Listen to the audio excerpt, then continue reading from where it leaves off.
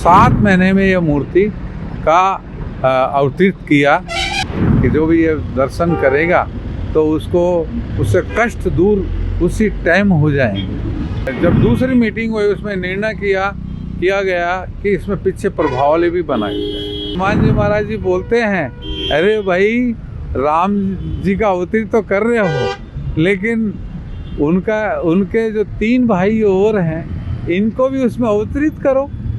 हम जो सफ़ेद मकराना मार्बल में ये मूर्ति को लेके आए, मार्बल को लेके आए, और ये दुनिया का सबसे बेस्ट मार्बल था। दुनिया में इससे अच्छा मार्बल कोई हो नहीं सकता। और फिर वो जो उन्होंने टेस्टिंग कराया तो सबसे अच्छा निकला। और उसके बाद में हमने काम चालू किया। जब काम चालू किया तो यही सोचते थे कि बस भक्ति में होके ये कार्य करना है। तो हनुमान जी महाराज जी को विराज कर दिया था, उनकी पूजा करते थे उनकी पूजा करते थे और बस अखंड ज्योत जला दी हनुमान जी महाराज जी की, और हनुमान जी महाराज जी का प्राकट्य रूप वहाँ कर दिया। और फिर वही हमें शक्ति देते थे। और 7 महीने में यह मूर्ति का अवतरित किया, और 7 महीने का हमको मालूम भी नहीं पड़ा।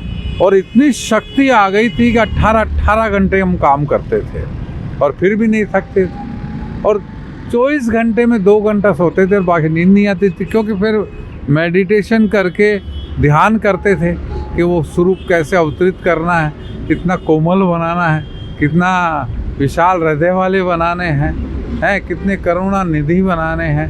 जो दर्शन करें लोगों को वो ऐसा लगना चाहिए कि भगवान हमें देख रहे हैं, हमसे प्रसन्न हैं, हमें आशीर्वाद दे रहे हैं। और मैं सच ये बोलता हूँ कि जो भी ये दर्शन करेगा तो उससे कष्ट दूर उसी टाइम हो जाएंगे। जब हमारी पहली मीटिंग दिल्ली में थी तब खाली राम जी ही के मूर्ति को तैयार करनी थी, तो वहाँ कोई पहले प्रभावली की भी बात नहीं थी, पीछे कुछ बनाना है कुछ नहीं।